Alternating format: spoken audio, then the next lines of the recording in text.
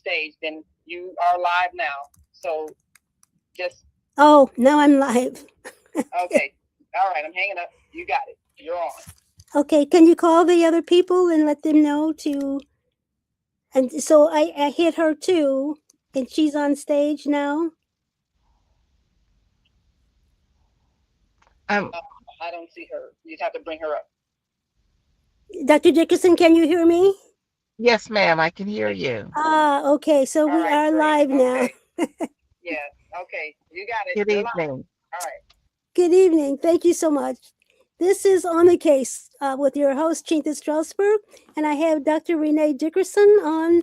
She is a psychotherapist with 30 years of experience, and she is the founder and CEO of the Her Service Matters, and she's organizing the Million Women Veterans March. That's going to be held in Washington, D.C. on October 27, 2027. Not this year, 2027. Welcome to On the Case, Dr. Dickerson. Thank you. All right. So now Hi. that number that I gave you, did you let them know to call that number in so I can hear their voice? Because that's what I need you to do. I actually gave them the stream yard as well. They were on the line and then they disconnected. Would you like for them to call in? Yes, and I'm going to call in that number as well so that I can hear them. And because of the storm, we're having problems. So I do apologize Okay. for that. Just a moment here. Let me just find that so that um, we can all three be on And the I case. will and I will make sure that they have the number. Okay. All You right. have reached the On Air Radio Network. Please state your name and you will be entered into our studio. Please keep your phone on mute until you are called on to speak. If you are the host, press star now. Otherwise, please enter your PIN followed by the pound or hash. If you do not know your PIN, please enter pound or hash. Okay. So now, Dr. Dickerson, can you hear me? Yes, I can. All right. Now, what happened to your face here? So, all right. All right. Oh So now, no. Oh, and can you can you bring your face back? There you are. okay, there I am.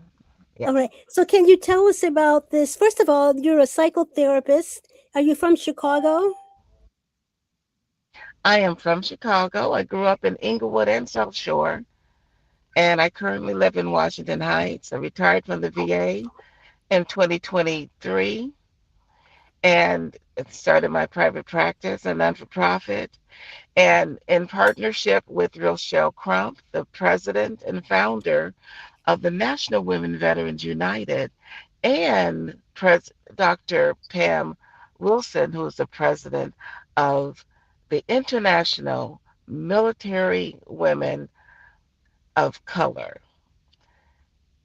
We decided it was time for us to organize and plan a Million Women Veteran March on Washington for 2027. And we've all heard about the different changes um, with our current administration, removing women history, removing African American history, people of color losing their positions in the military and civilian sector. And we thought it was time to become invisible. Women veterans are considered invisible. Veterans Day, men are always wished thank you or received the statement, thank you for your service. We have served too, and this is the time for us to bring to the forefront concerns we would like to add more attention to, and that is uh, the medical, mental health, suicide awareness, housing instability, especially as it relates to women as women continue to age. Oftentimes, it is forgotten that along with combat, women have also experienced various forms of military sexual trauma. And because of their service, combat, or a certain basis, exposed to certain chemicals. And we would like to see more research and services um, in those areas as it relates to women. And it's not just for women veterans. We are speaking up for those who are still serving. We are speaking up for families because our families are affected. We are including Silver Star families and Gold Star families. We are part of the community.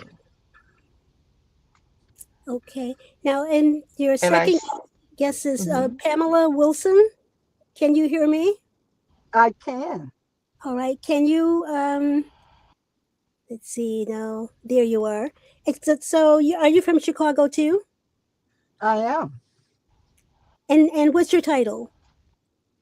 My title is President of International Association of Military Women of Color. And how long have you been in the service?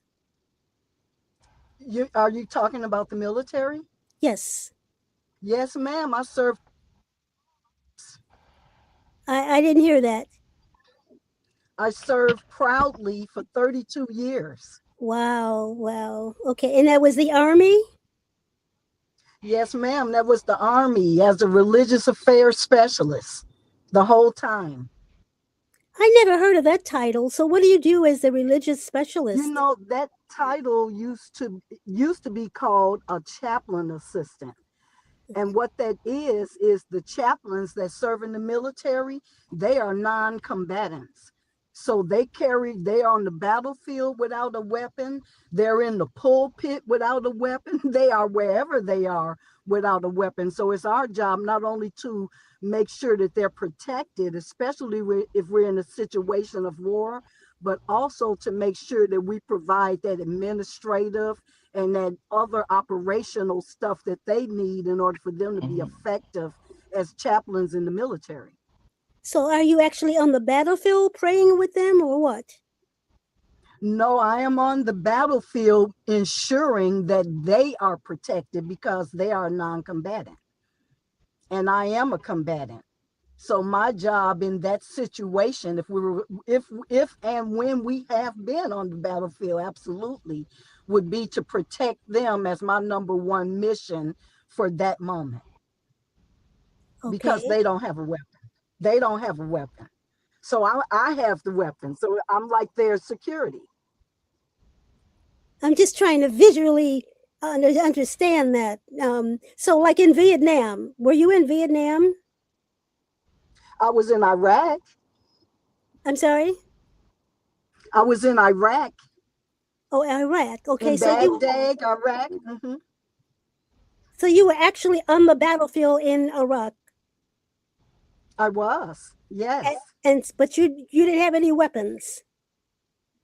I did, but my chaplain did not. I see. All right. Wow. Yes, my chaplain did not. The way they're assigned, the way we're assigned in the military, I am the one that is the one with the weapon. The chaplain is the one without the weapon. Oh, I did not know they had So that. in order for them to do their job in the military, they rely on me during combat to watch their back while they're out there, performing rites and services or whatever they're doing. Well, I had no idea the army had that. So you were actually praying with them while. Absolutely. Well, no, the praying piece, it comes in a different context because as an enlisted person, which I serve, my job is to make sure that I respect the rights of all religions, whoever they are.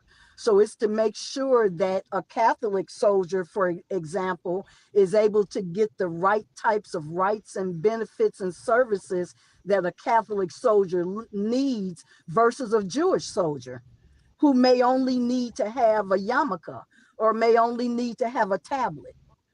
But a Catholic soldier may ask you for some beads or something to that nature. So you take care of individual needs Oh, see, we had technical difficulty again. All right, so Dr. Dickinson, what were you actually on the battlefield, and if so, which wars? I was not. I was not. I was in during Desert Storm, but I did not deploy. I turned and I served in the Air Force, and uh, I was a clerk in the Air Force and also the historian for my unit. But I I was see. fortunate I did not have to deploy. Mhm. And so, why did you decide to organize this march? What were the problems that led up to your saying it's time to do this? It's it's considered dishonorable for what we are experiencing as women veterans and service members, quite frankly. But we serve honorably. And the theme of the march is dishonored valor, because we served with valor and honorably. We received honorable discharges, and to be discounted, that's a form of moral injury. And so we feel this is it's time to educate our country of our contributions and how we have returned home and became part of the community, and we continue to serve. We help other veterans, we help families, we help communities. We continue a life of service. And And and so it I is understand. time. And I understand that you have the same problems that the men do mentally and emotionally. Talk about that. Post traumatic stress disorder. Yes.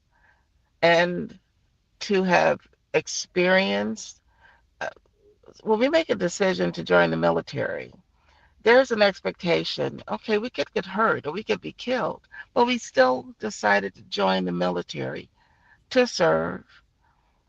Maybe, go back to school, an opportunity to explore the world, but we made an active decision to serve our country. An epidemic that it's in the military is military sexual trauma. In 2020, we talked a lot about it, a little bit more in 2021, but it's been kind of quiet, especially since 2025. And we want to bring those concerns to the forefront because it's sexual harassment, it's sexual assault, it's also trafficking and domestic violence.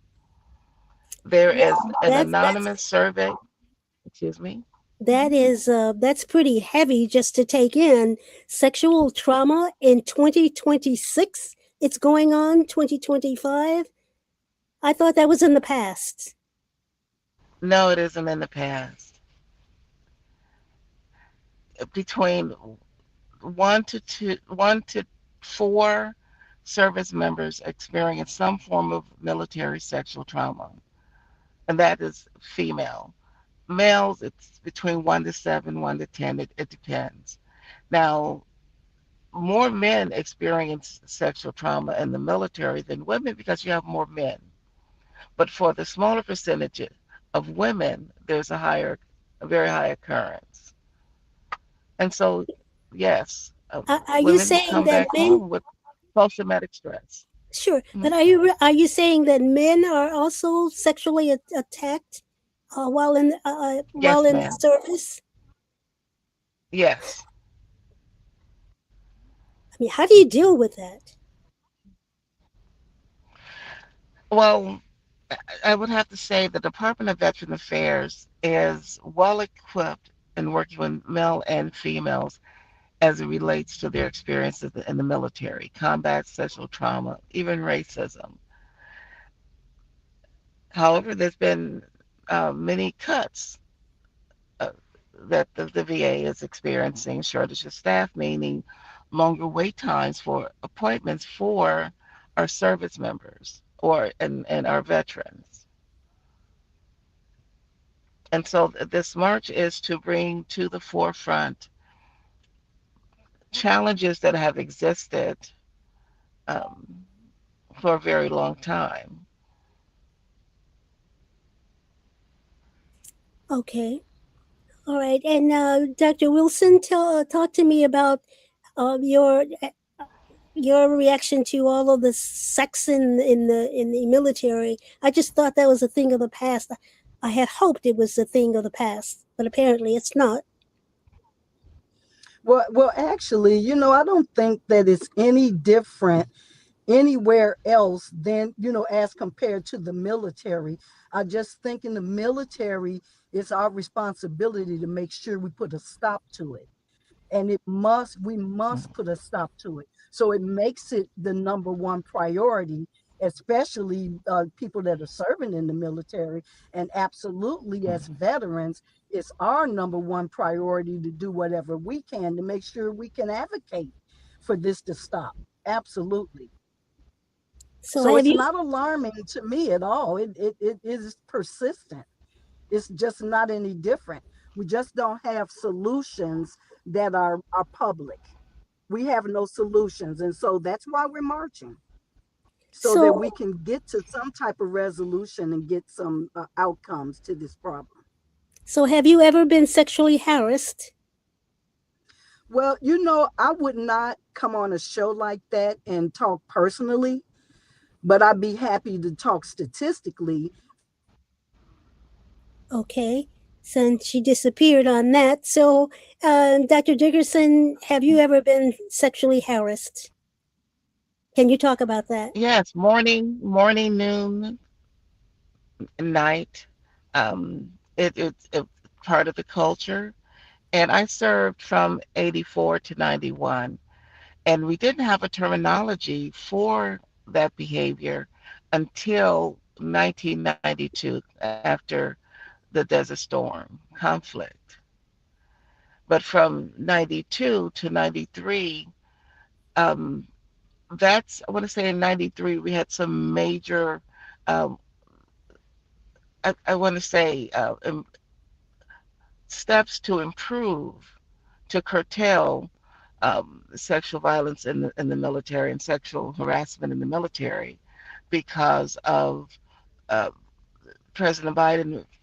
Uh, I think it's the bill that removed the power or authority from the commanders who had made the decision if they're going to investigate, prosecute, or convict.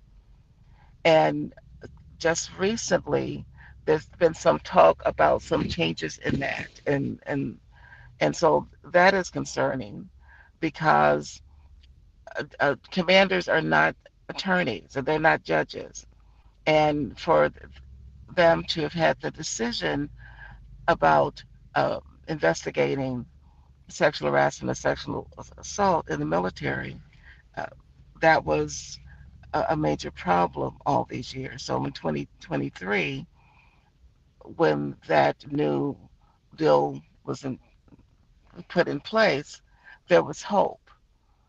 However, they're making some changes, or we're interested in seeing what those are, because the lived experience of being constantly sexually um, um, harassed or even sexually assaulted, it continues to affect the individual for a lifetime.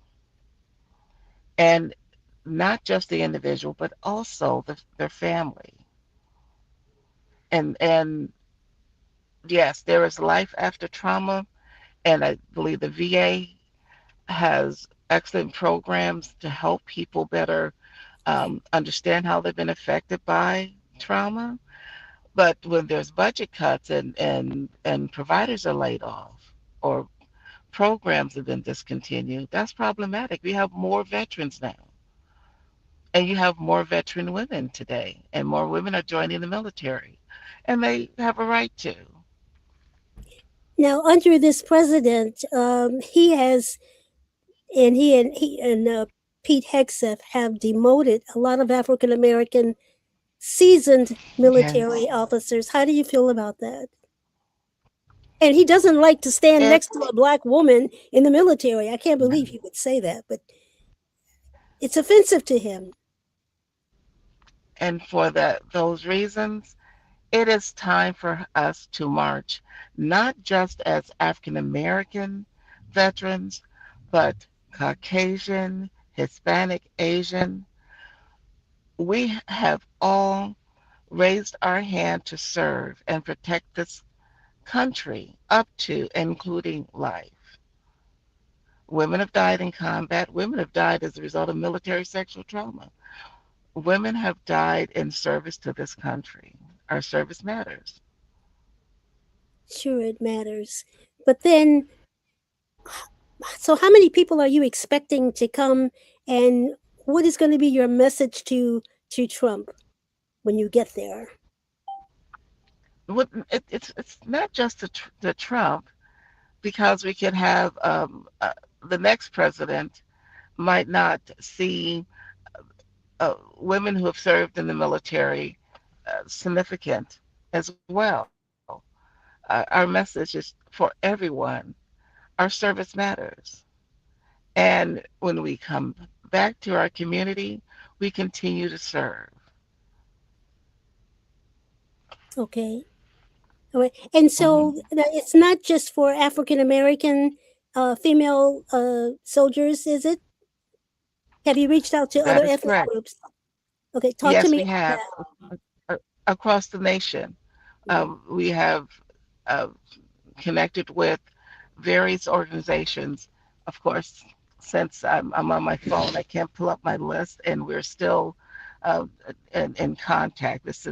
We're in the first phase of our planning this march, but we are also connecting with veteran service organizations, churches, schools.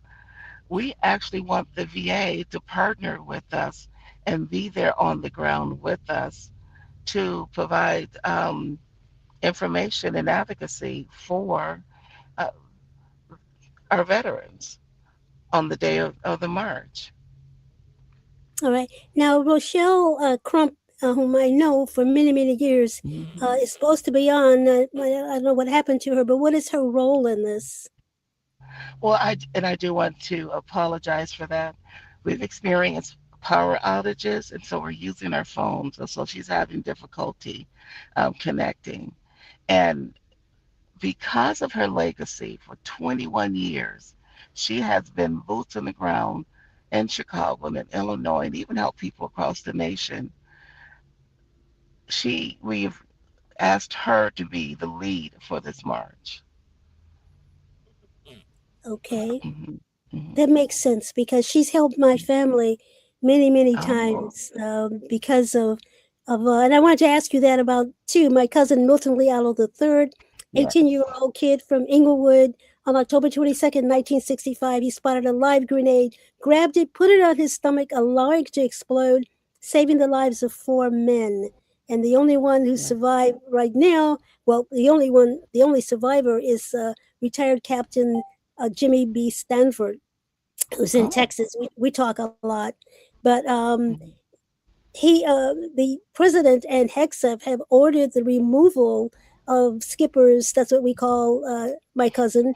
His name from the military, not just him, but other black military heroes, because he feels it's diversity, equity, and inclusion, which had nothing at all to do with Skipper's decision to pay the ultimate price. So, how do you feel about that? And what kind of message would you send to this president? Because you got to deal with this president.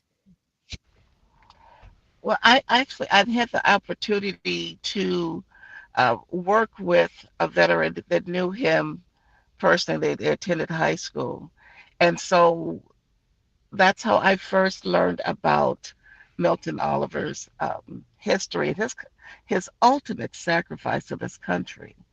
And it didn't matter who was standing around. He saved the lives of men in uniform that did not look like him. So we might not look like who's in office, but we continue to serve this country. Absolutely, absolutely. Hmm. So it's just I just don't like what the president is doing with the military when it comes to people of color. and women. It seems like they're And anti-women, and or am I wrong? that is, they might not have said it, but that has been the action. Yeah, When you talk about removing military history, when you have removed women from leadership roles because they're women, because they're African American, that's an insult to this country. absolutely, Our, it's an yeah, insult. yes. And Hmm. it Hmm. has not. And but the excuse that he uses is that it's DEI, diversity, equity, and inclusion, which doesn't make sense to me. I don't know. I don't think we disagree on that point. It's and but what he's doing, what is being done to us is damaging. And we're still going to turn around and continue to serve. We're And going to pull up the next. it's damaging in which way? It's not just damaging to African Americans. I would think it's damaging to the to America. Absolutely. Will we turn home? We're educators. We're principals. We're police officers, therapists, CEOs, we're mothers, fathers. The the blood that has been spilled for this country is everlasting. But all wounds are not able to be seen. People have been affected by their military service. And so these actions communicate that our service doesn't matter, but it does. We matter. It does matter. Absolutely, it does matter. And so, why did you decide to go into the military? For 32 That years, is it? no, that was Dr. Pam Wilson. She served in the Army for 32 years 32 with the years. chaplain corps too, and she protected the chaplain for her unit. And I and I made a decision to join the military because I wanted to jumpstart my life. I had a reasonable expectation that if I joined the military, I would become better than I could have potentially been if I did not. And I've had some extraordinary experiences, and I've accomplished so much, and I'm glad I made the decision to serve. you served for how many years? 7.5 years. 7.5. Hmm. And when you left, you were honorably discharged, right? I was honorably discharged.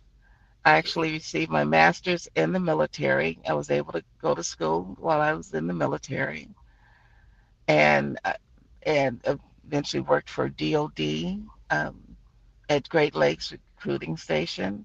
I worked for the Department of Veteran Affairs, even the Guamanian government. And so I, because of my military experience, I was able um, to face various challenges in various different workplaces.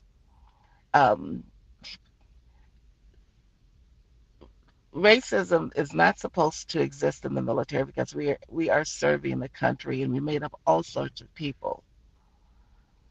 And I believe in that. But it does exist today, especially under this It president. does. It does. And is that one And of it's your? disheartening. Yeah, it is disheartening because it's taking our country backwards, and that's what's so troubling to me.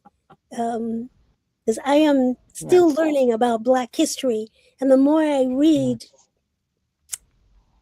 I just want to apologize to every American for what. And then the president doesn't want you to talk about that because it hurts the feelings of people who don't look like us. And I can't believe he would even say that.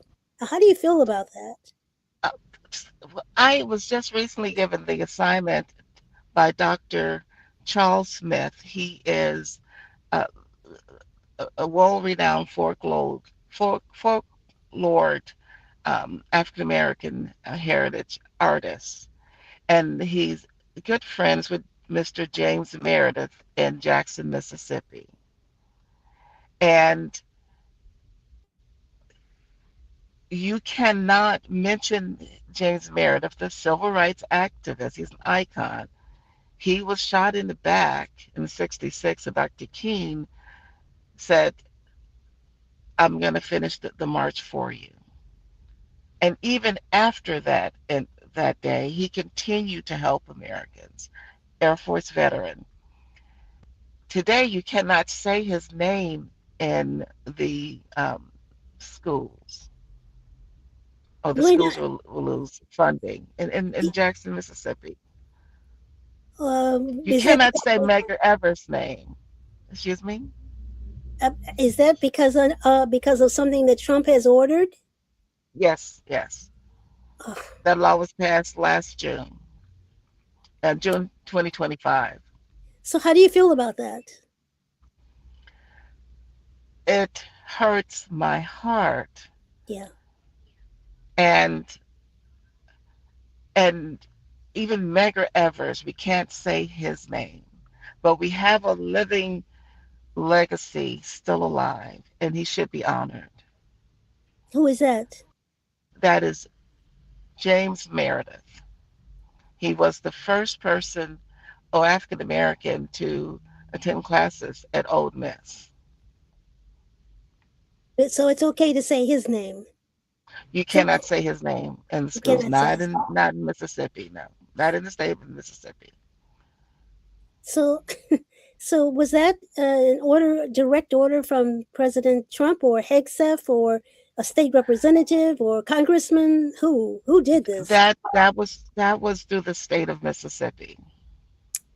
Okay, Yes. and the reason is what? What was the reason? The the DEI. The They felt yes, so and oh you it's excuse me. go ahead. I'm sorry. Oh, I was just gonna say that um it's it is and it's not just James Meredith, but it's also Medgar Evers, and his family still lives. His history also. He's a veteran. Um, and to say that you cannot say their names, that is that's just a service to the nation. They're part of American history. Right. I mean, you So can't that includes erase. Dr. King. You can't erase our history. I mean, why does? I mean, it's stupid. I'm sorry. It's crazy. It's stupid. You cannot erase our history because African American history is American history. Yes, yes, Hi, this is 100%. Naima. Oh, I have a Naima. question. Yes, then yes, Naima. Yes, yes, I have a question. Is there any legislation? And welcome to the show. Thank you for joining us. I have a question. Is there any legislation that could reverse that? Has any elected official been approached to possibly introduce something that would change that? Can you tell us about that? In Mississippi, that I am not aware of. My role is has been to make sure they're living their lives are comfortable, and there's a museum that we're trying to move his artifacts to, and so that's how I learned that you cannot mention his name. And I've had several conversations with Mrs. Meredith, and it's just astonishing that we have walked back in time. Yes. Mhm. Absolutely, and the notion that to have to banning our black books, that because it's Mhm. offensive to white children, that is the most ridiculous argument I have ever heard in my life. What about the pain and suffering of our ancestors, and we still have ancestors still living. I mean, our relatives from that period. I just I'm just having a hard time understanding that. Can you explain? Why should we? Why Generational should we feel? trauma, Okay, go ahead. generational and generational trauma is a real thing. And because something happened over 100 some odd years ago does not mean that family lifelines have not been affected. Many of us have not recovered, but we still serve in the military. We still vote. We still work to improve communities. Right. And that's why this march is necessary. It's an opportunity. I see it as a healing moment to unite, to educate, and advocate for those who are still serving, for veterans, for families, for our communities, because we are part of the community. This is a Absolutely. national movement. Absolutely. And the pain and suffering that our ancestors went through in the periods of Jim Crow laws and all of that, we still are suffering from that right now. So to tell us to forget Yes. about it, erase it, that's not going to work. I mean, we have black on So, black crime. I think that started mhm, from lynchings and everything that's been done to our yes, people. Or am I wrong? I'm just trying to understand. those all of that has been scientifically proven, and I would never say to a Holocaust survivor that their pain and suffering does not matter. It still matters. Continues to affect families. Absolutely. Yes. And that goes on generation, all the Yes. way down the line until today, even. And do you connect what happened to us in the past of being slaves? And I know we're celebrating our 250th birthday, which because of the signing of the Declaration of Independence, but we Mhm. were not a part of that declaration. And then what about the years, what is it, over 100 years before that? Well, slavery lasted 407 years. So we are Mhm. just supposed to forget about that? I don't think so. We need to remember that history. We need to learn more about that. That's Right. how we become stronger. That's how we become better. That's how we succeed. Just there are so many stories in the Bible of pain and suffering. Do we not talk about that? Do we Right. not talk about what happened in the Roman Empire? All of that is history. So I know it's time for the march, but is it time for a national symposium about this, where we can have, Yes, okay, talk to me about that. let's get started. Even if it means boycotting. Race is a major issue. You cannot ignore it. It's a major issue right now, and it will only get worse. And Well, so let's start having meetings. Let's make this happen. The symposium.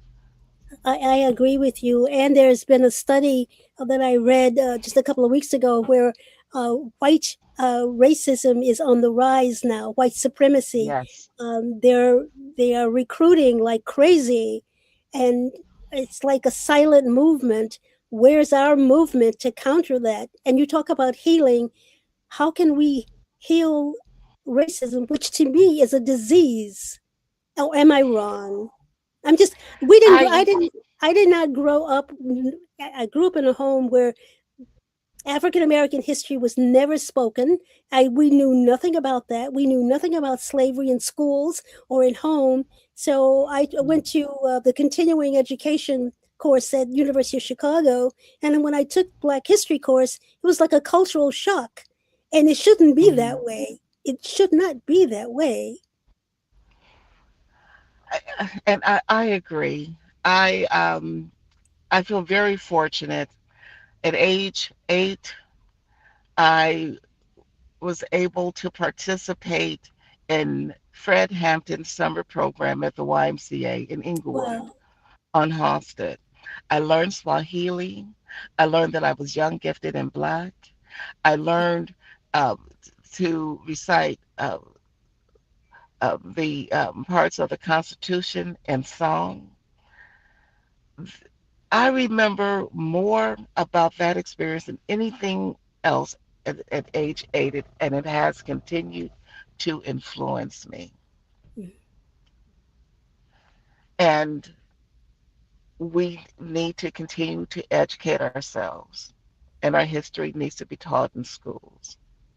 It absolutely. I fought to get Black history in our schools, and Dr. Barbara Bird Bennett, she went to prison, but she did meet with me and a friend of mine, and we gave, our recommendations. And when it was through, she did sit down with us and let us go through it because some of it was inaccurate.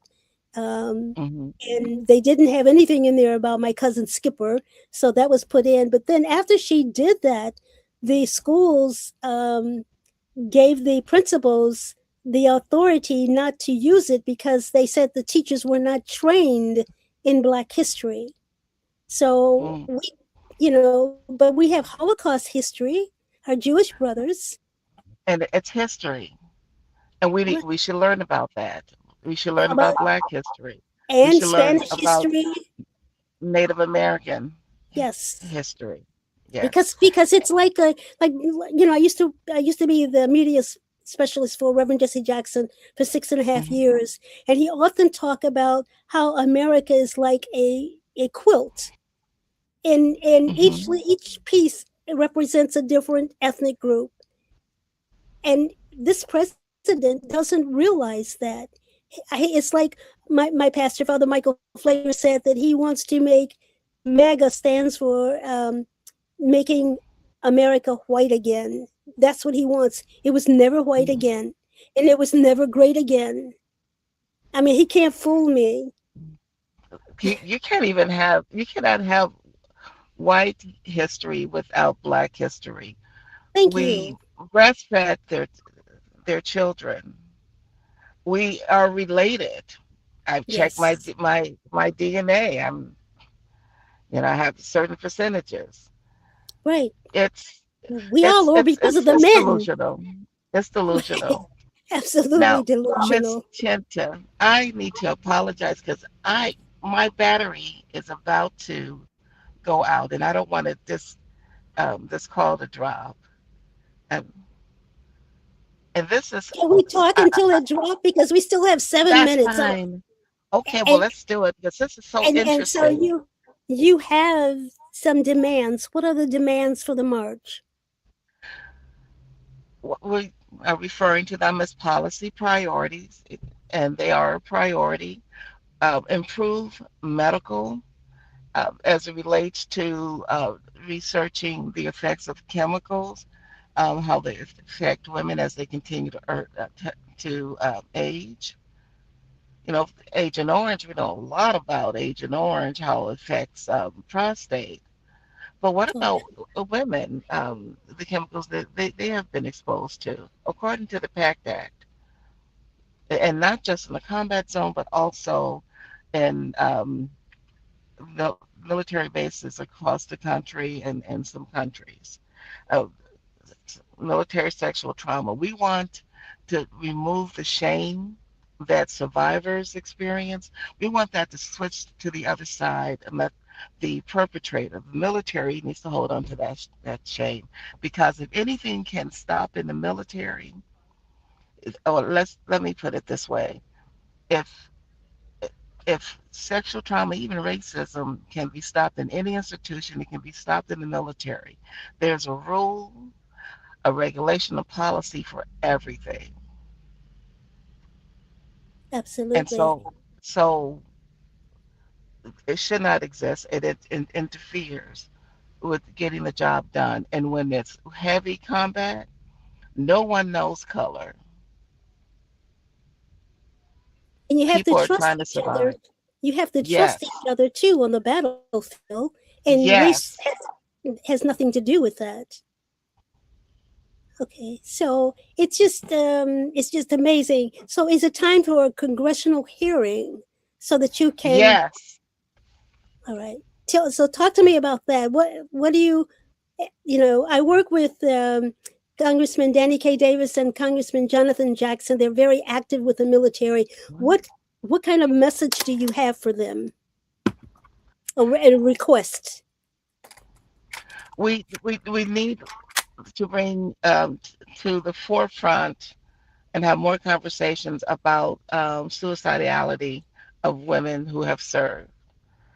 We tend to talk about men, but there's a very high occurrence of suicide of women, but of women who have served, even though it's a lower percentage who have served, it's still high. And oftentimes it's tied to military sexual trauma and not necessarily combat. Same for the men. We would like to bring attention to the 24/7 gambling app, which those are serving in the military have gotten into trouble because they don't have to go to a casino to gamble.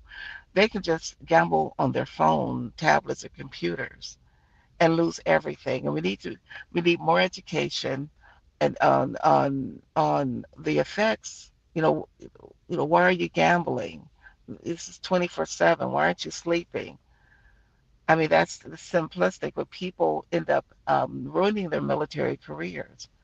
Their marriages have ended. They've lost their homes because of the gambling act. And I think there should be more responsibility of these companies and in providing services, not after the person becomes addicted. They need to be educated before housing equity as relates to more housing programs for men, for women. There's many programs for men, but what if and you have co-ed programs where women can move into a facility, but if they have a family, what if they experience military sexual trauma? They might not want to live in the same facility as men. Uh, Race is one of our policy priorities. It needs to be discontinued. It's disrespectful and it's harmful. All right. And so, Hmm. how can people get in touch with you, and how can they join up on this? And of course, it's not all black. So, tell me how to tell me the procedure for joining your movement. And it sounds like it is a movement. Yes, and we are in the process of making our presence known. People have reached out to me on LinkedIn, Dr. Renee Dickerson, also the National Women Veterans United, and the International Association of Military Women of Color. But we are in the process of expanding our social media reach. We have committees and we have talented people who are helping us get this done. So you will hear more, and I hope to be able to tell you more, share more about our progress in the near future. So, how can people get in touch with you? Well, my email address Okay. is victory place, one word, dot mind, mind, at gmail.com. And is there a cost to join? Not at this time. Do you take donations?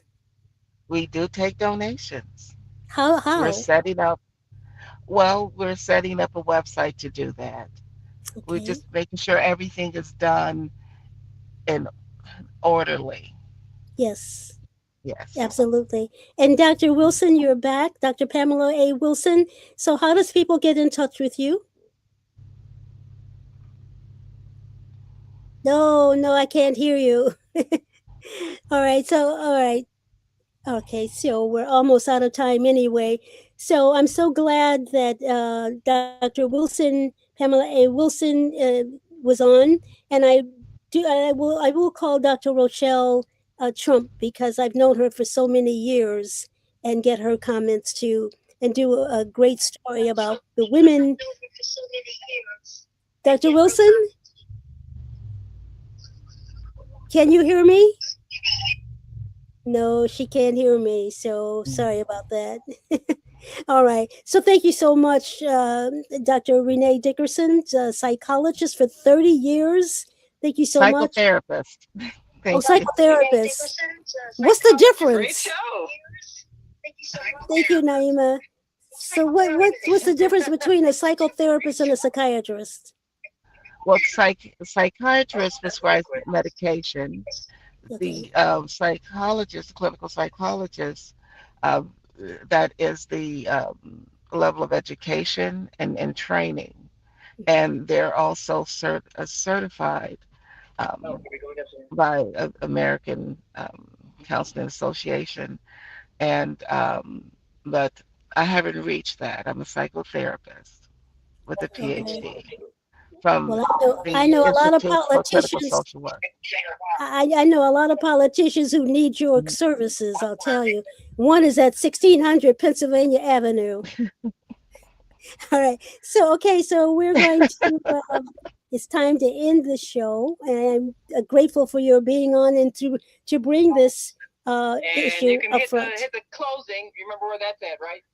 Closing. Hold on a second. Yeah, the purple one, but lavender one. Got it. The third. All right, hit that. And We've come to the end of our show today. If you missed any broadcasts, go to our website for the audio and video archives at www.thefemalesolution.com. On behalf of our team of radio hosts, I'd like to thank all of you who participated in today's discussions. And to our global family joining us from all around the world, we say thank you. To our family in China, xie xie. India, Dhanyavad. Japan, arigato. Korea, kamsamnida. Russia, spasiba. Germany, danke. Poland, dziękuję. France, merci. Spain, gracias. Italy, grazie. Egypt, shukran. Ghana, madasi. Nigeria, eshe. South Africa, ngiyabonga. Senegal, jareh. Kenya, asante. Israel, toda. Pakistan, shukriya. Afghanistan, tashakur. Saudi Arabia and Palestine, shukran. Assalamu alaikum wa rahmatullahi wa barakatuhu. Thank you, and may peace be upon you and the mercy of God and God's blessings.